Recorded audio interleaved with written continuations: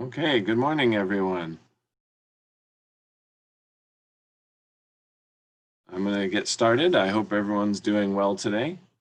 Um, so I'm going to talk to you a bit about 3-Act Math. My name is Jason Atkinson. I teach in Jurupa Unified. Just before we get started, I've got the dogs outside. They may bark and you'll hear them through the wall, but hopefully that won't be a problem. You'll need a piece of paper and a pencil because I'm going to put your brains to work. So let's get started. 3-Act Math is if you think of traditionally, we give students a math problem, right? And I'm a primary teacher, so I'm going to use that example, but I'm sure it's true in secondary, or it was true in secondary. And that is that we give them a problem. It's 8 plus 12, and they have to solve it. There isn't really a question for them. They were just calculators. So now we're trying to move towards critical thinking and getting students involved in the whole process. Mike Lawrence yesterday morning talked about asking questions. And this is a step in that direction, and even more so in that the idea is to have the students start to ask the questions. So 3-Act Math is really a neat process. It's not to replace your math program or what you're doing at math, but rather to supplement it. I know it sounds like yet one more thing to add on, but I think you'll see the value in it. It really is pretty amazing. And it gets the students engaged and into the math. So there's 3-Act Math obviously has 3 acts in it. The first act is where you present a video or a picture, and it's to get the students engaged and make them wonder. Act 2 is where the real work begins, the heavy lifting.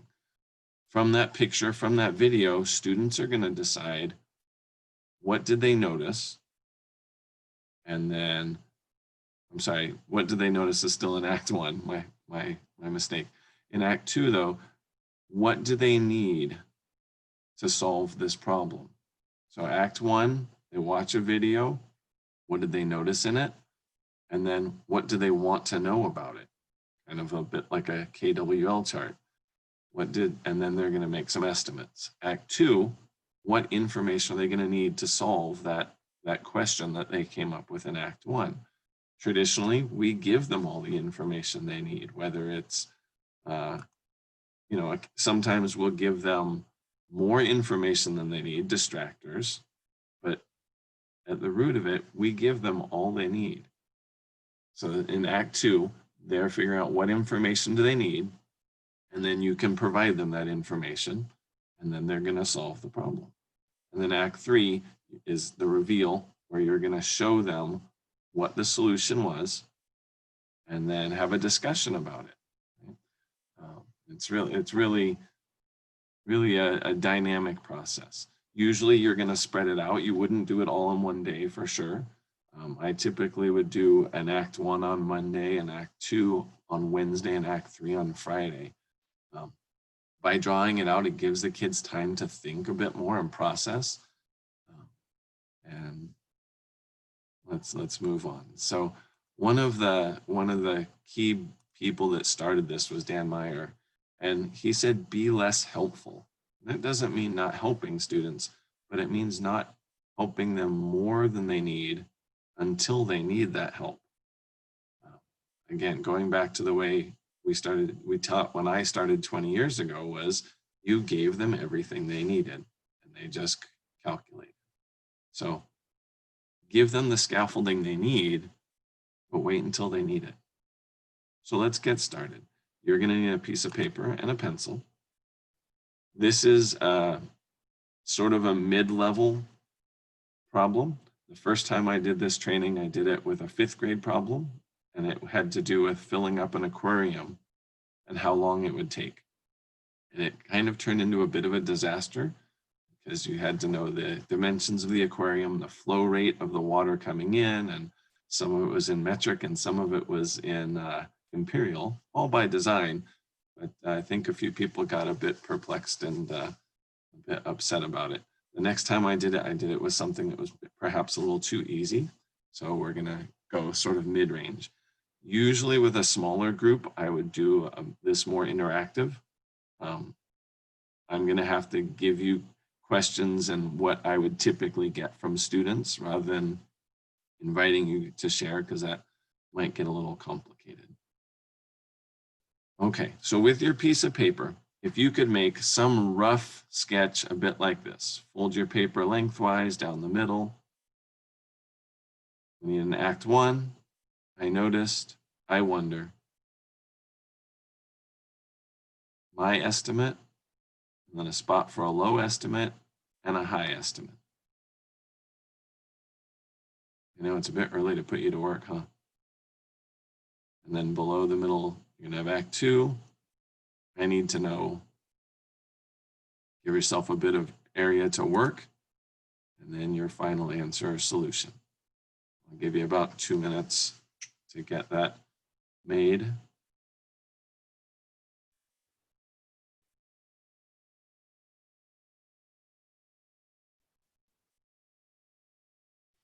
And this doesn't have to be an exact format. There's lots of different examples of 3-act worksheet, not worksheets, workspace on the web.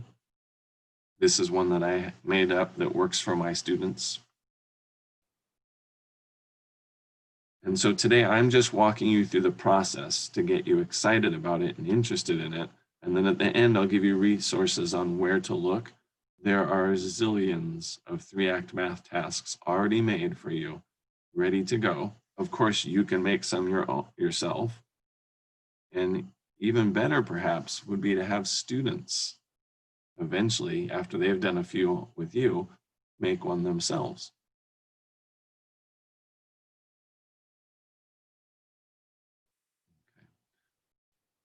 You're going to see this on later slides, so even if you haven't finished the bottom or the middle, it'll be okay. So I'm going to move on to the next one. All right, so Act 1 is I'm going to show you a video, and you're going to see what you notice, and then we're going to come up with a question of what you wonder. All right, here we go. All right, so here's the video. And it's already in the slides, which I'll give you. You can get through the schedule, but I'll also give it to you at the end. But for now, it's best if you're just watching my screen and then your piece of paper. So I'm going to show you this video. So this is to get the kids hooked in. And no, there's no sound.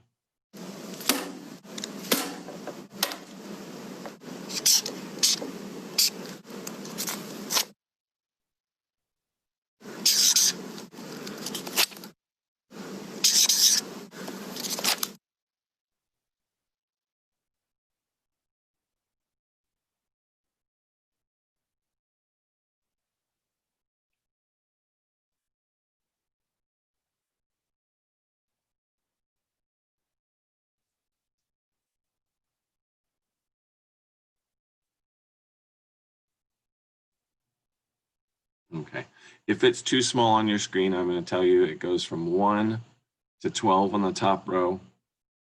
Obviously, the 4th row is 48. Okay, so you ask students, what did you notice in this video? And you're going to get all kinds of responses, things, in this case, there's a file cabinet. Some of your students might have noticed that, yes, it has 3 dimensions, which was nice. And then they'll notice that there was a person putting Post-it notes on the file cabinet. I guess I should say sticky notes to avoid trademark. So the person is putting Post-its on the file cabinet. But they might notice other things, and that's fine. And then you're going to get into a discussion about, well, what questions do you have about the video? Some of the videos might have all kinds of questions related. I think on this one, pretty quickly, kids are going to say how many Post-its would fit on the whole file cabinet. This also introduces other questions. Are we talking about just the front of the file cabinet? Are we talking about the sides? Are we talking about the back? What about the top? Wait a minute, what about the bottom underneath it? All good questions, and ultimately it doesn't matter. If some students do it with counting the bottom of the file cabinet, great. If they don't count the bottom of the file cabinet, no problem. All right, but it's that inquiry. It's getting the students to ask the questions. If we think about the workplace nowadays, if your boss asks you, hey, I need, we have this supplier, and this is what we pay this supplier. I would like to consider moving to supplier B. What would be the difference? What would be the cost difference? That's your job to figure out the cost difference.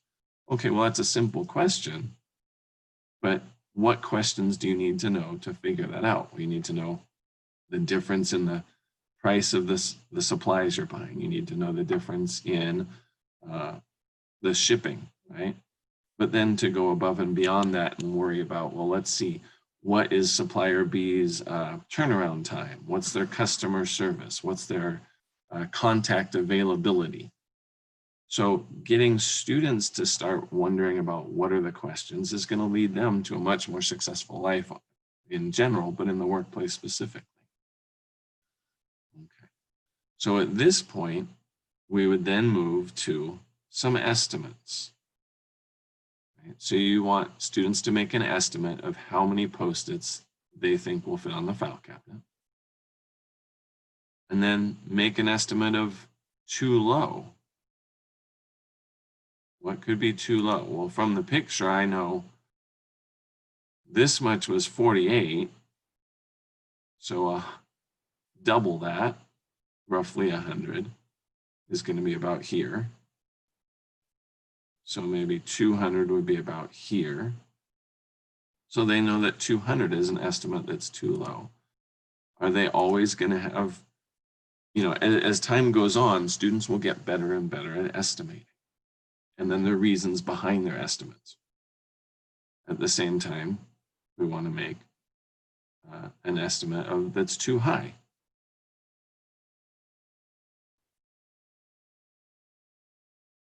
Okay. Now, once you have your what did you notice and your question and your estimates, then you move into Act 2. What information do you need?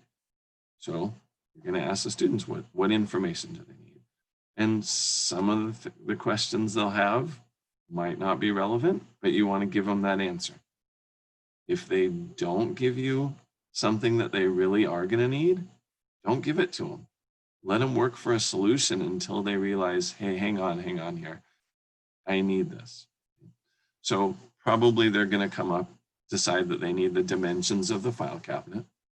And it would be easy just to give them the file cabinet dimensions, but let's go back to estimating a little bit. All right, make some estimates, right? So this is something they could write down in their workspace in Act 2. Right here, they could write down their estimates if you'd like, or it could be just verbally or to their partner or whatnot. Okay, so they make some estimates. And now we'll check those estimates by giving them actual dimensions. And you'll need to know this. So the height of the file cabinet is 72 inches. And I should be clear, obviously when you first start this, yes, there will be some growing pains. It won't go smoothly at first, and that's okay. Productive struggle is not a bad thing by any stretch of the imagination. So the height is 72. The width is 36.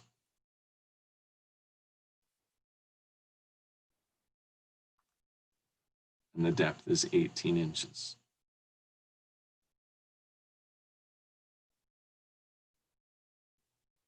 And you can see from this, you can work in all kinds of great lessons in geometry and volume and surface area. Clearly, to find out how many Post-its are going to fit on the outside, we're talking about surface area. But could you then have an expanded lesson later or an activity later about volume? Sure. Okay, so if your students don't ask, well, what size is the Post-it? I wouldn't tell them. I'd let them start thinking. Could you work it out without the size of the Post-its? Yes, because if we go back to here, we know that 12 Post-its fits. So you could figure out that 36 divided by 12 is 3. So it's 3 inches on each side. But anyway, if they specifically ask how much is what are the dimensions of the Post-its, I would again start with estimating. And then you can give it to them, see how close their estimates were. So a Post-it in this case is 3 inches by 3 inches. And now they have all the information they need to solve it. For the sake of arguments, let's not worry about the underneath side of the file cabinet. But if a student did that, that's great. I would applaud them and work it out as well. So now it's your turn.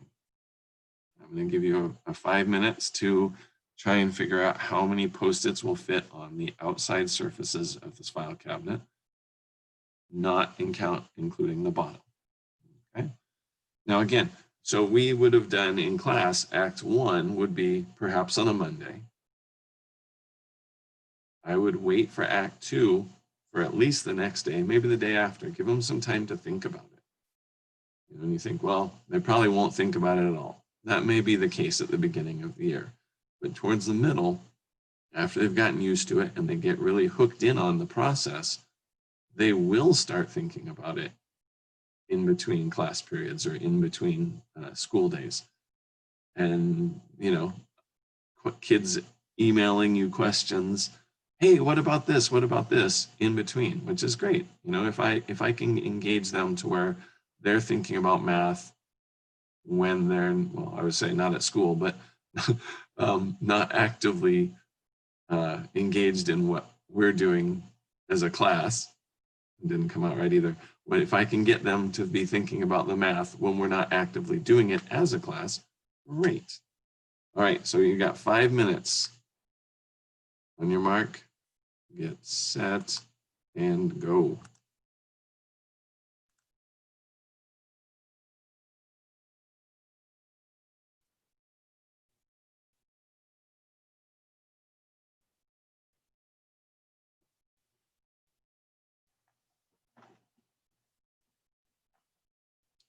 I'm going to stop sharing my screen just so I can check the chat and maybe answer some questions as they've come up. But the timer's still going.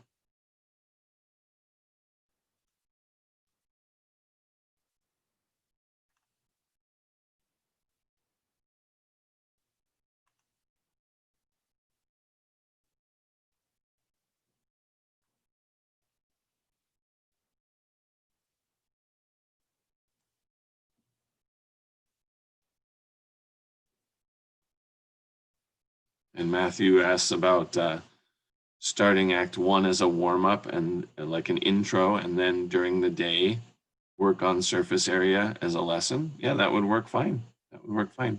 I would tend, especially at the beginning of the year, do this with one of a problem that they're already capable of. Start with some standards from the previous year. That way they can get through the process rather than the math not being a huge stumbling block along the way.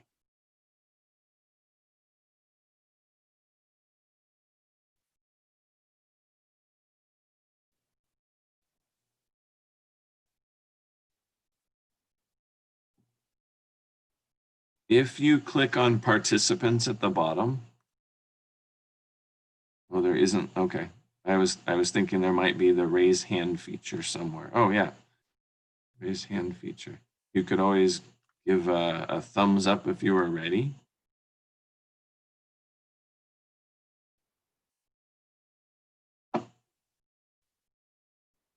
I'm ready because I did the problem last night.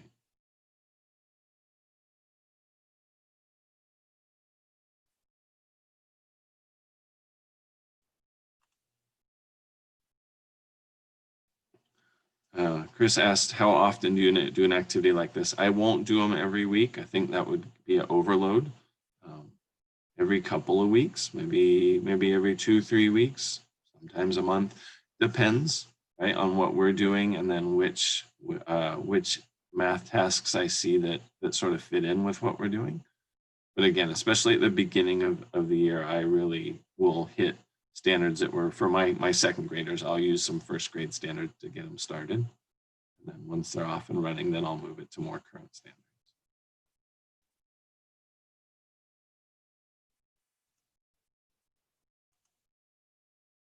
We've got about a minute, almost 2 minutes left.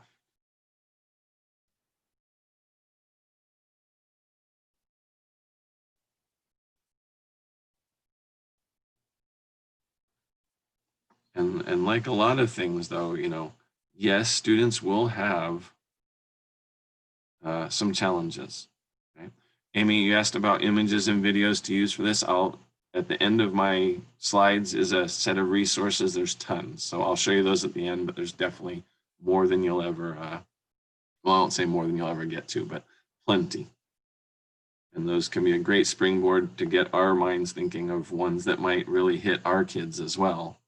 And then maybe not with younger kids, but I can totally see upper elementary, middle school, and high school kids being able to craft their own, something that really hits their interest. And how authentic would that be for one of your students to come in and present their 3-act math of something that they figured out, that they wondered.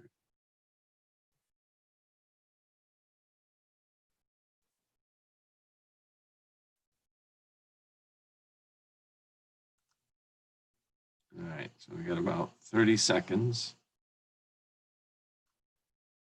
And like I said, it really is, it's okay for students to struggle. And if as a grown-up we're struggling on this problem or a different problem, that's okay too. It's not a thing to be worried about. It really is a great learning experience for all of us. I felt kind of bad with that one with the aquarium and the water filling it, and how long would it take? Of 20 people, I think 2 people got the answer, and only about 2 or 3 more got an answer. But excellent. Looks like it's time.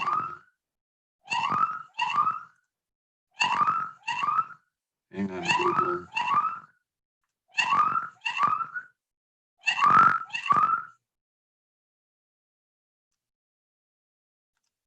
All right.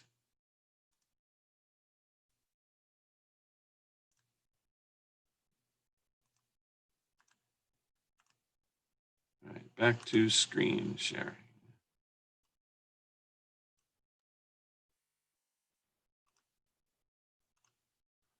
All right, how's everyone feeling? So now students have solved this. Let's say it was on a Wednesday.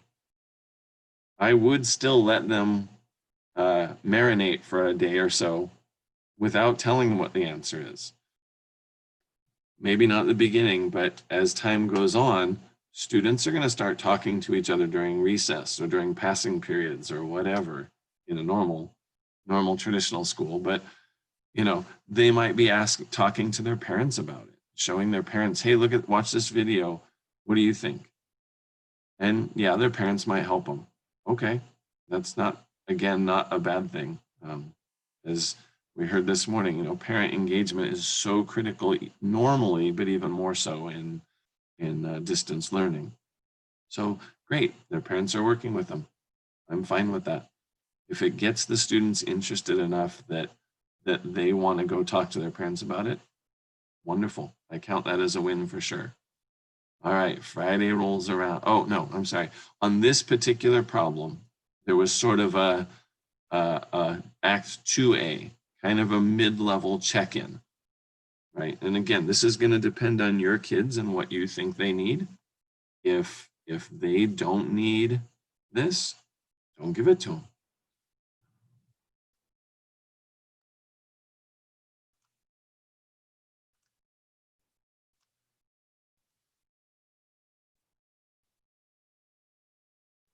So this will be just some scaffolding you could either give that to the whole class or to specific students, right?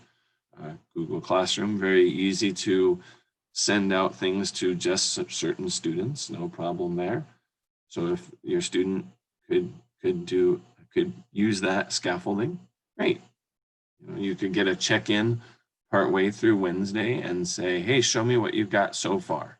And it could be just as simple as them holding their paper up to their Zoom camera or their Google Meets, or it could be them taking a picture of it and posting it in Seesaw or whatever you're using, right? And then the students that are still struggling just on this part, give them this video, the halfway point. Give them some more time. Okay, so that was our 2A check-in. And by now we'd have our estimates, what we needed to know, and some work. And then how would you adapt this to distance learning? Well, just like I'm doing with you, I can show the videos live over Google Meets or Zoom or whatever you're using, or you could push out those videos through whatever platform and let the students watch them, perhaps maybe even more than once, right? Nothing wrong with that. But how would I get this information back from students? One thing I alluded to was Seesaw. Students could very easily hold up their paper and take a picture of it in Seesaw, and then you can see it. The other nice thing about that is every other student could then see it, and without knowing, oh, well, Johnny's is right, I'm going to copy his. You've got 25, 30 pages up there with different ideas. So students then can look at them, but they don't know which one is the best one to copy. You could do the same in Google Slides. Have each student take a picture and post theirs in a slide. I keep my students numbered. Well, traditionally, I'm not sure if we'll do that this year, but traditionally my students each have a number. So Stacy is always slide number 3. And she lines up as number 3. So they know where to put their stuff. You could do it in Google Sheets or plenty of other apps that would work. So that way students can actually look at each other's, compare and contrast, and hey, I like what he did, or I see where this kid made a mistake. I know what they did wrong, so they don't make that mistake, and they might be able to help their colleague out. All right, so now comes Act 3, right? I'm going to show you what the correct solution was. But just as important as that correct solution is the discussion that goes on afterwards.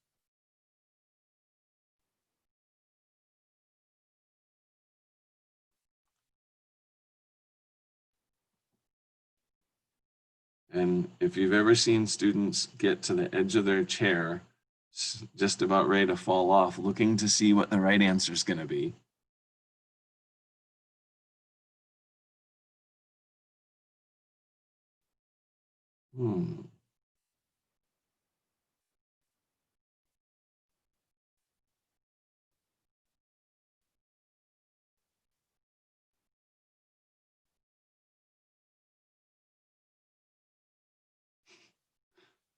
Just when we thought we had the right answer, there's the top.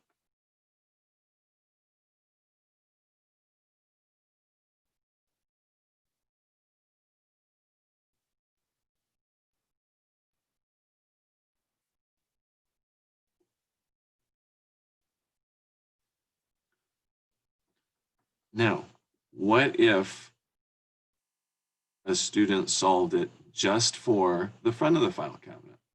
No problem. You can still show them based on what their question was, which their question is how many would cover the front of the file cabinet. You can still show them what the solution, whether their math was right or not. What if they didn't think about covering the top of it? Fine, no problem. You can still show them what it would be without that top. So the you know, scaffolding or even differentiation is totally built in, especially on this problem, right? Some students, you could have had them have their question be just, how many cover the front of the file cabinet? Okay. Then the discussion afterwards, you know, what things did they need clarifying? What were they unclear on? Where were mistakes made? Where were some successes made? But then students might also come up with other questions. Here are some that were found by this teacher.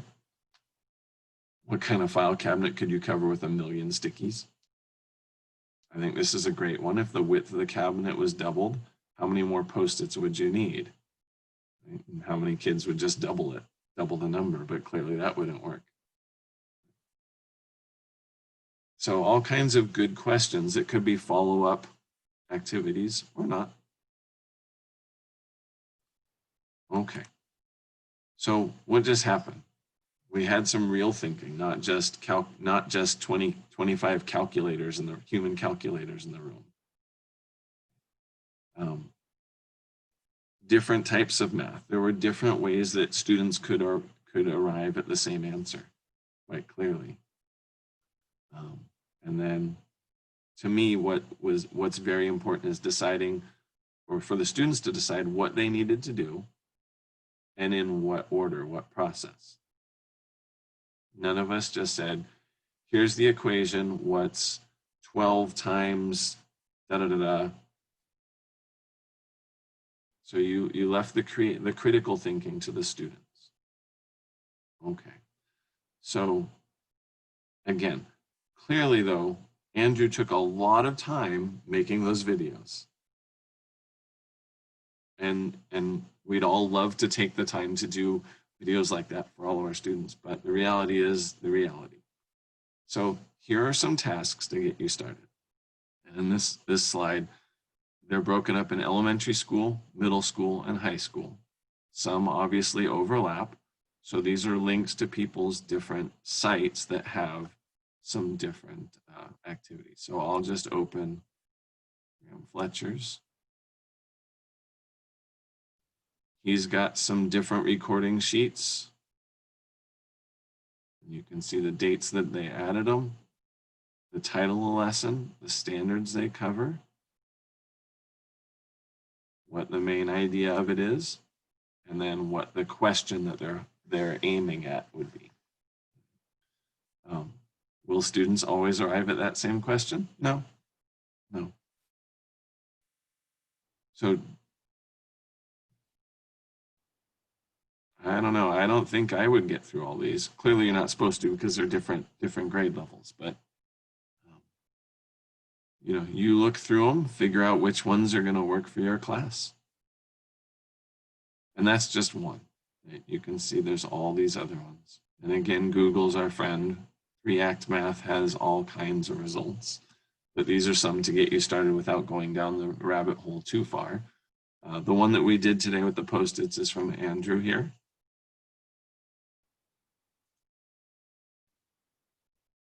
And so that is most of what I have.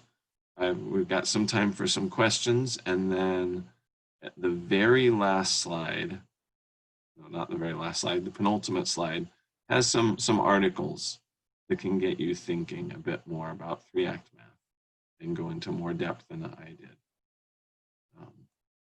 So for questions, I'll try and dig them out.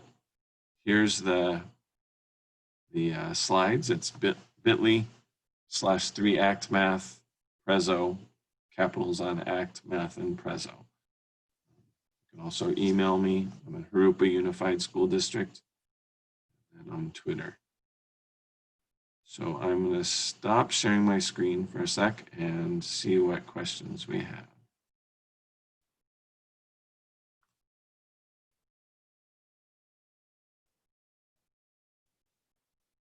Let's see.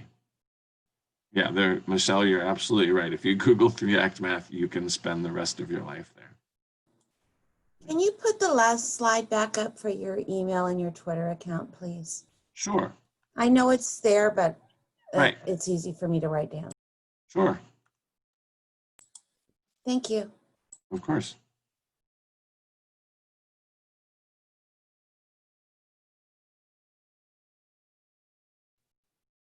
And then the work template is right, the link is right there.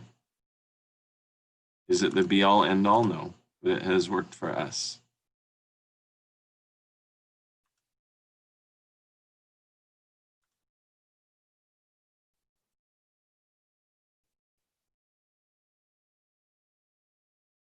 My dogs tried to escape. Huh. I guess I was so nervous presenting I didn't even hear them. Right. When math happens, great. Excellent job, Michelle. And Amy, good work. Diane.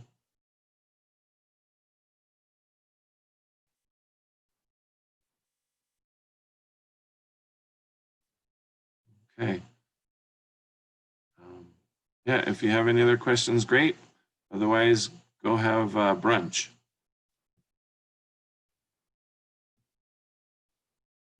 But I really appreciate your time. React Math is a wonderful thing to really get those creative thinking going. And then again, thank you to Nancy for helping out with technology today.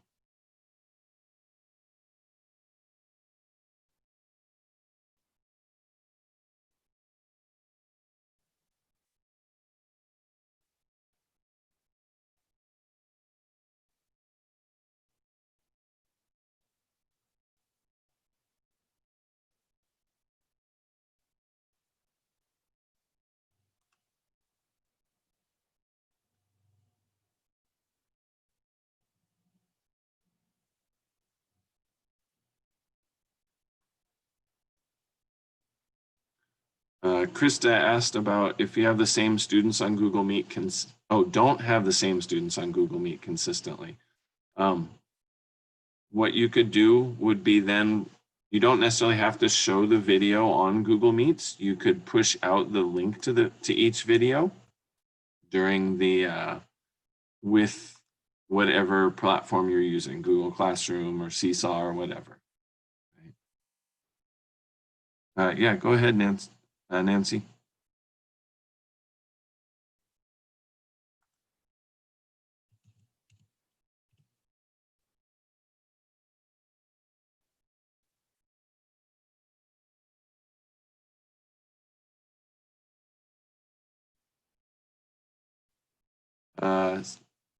Matthew asked if Seesaw was just a way for the students to send a video back. No, Seesaw is an incredible platform that you can push things to them. They can work with them, push them to you. They can start them and take videos themselves. There's a ton of online PD from Seesaw, so it's very easy to get started. So I suggest taking a few minutes of that to look into that, or I'm sure that I know there's trainings here about this. In fact, Jennifer Dean right here in the picture, second from the right, is a couple of Seesaw trainings.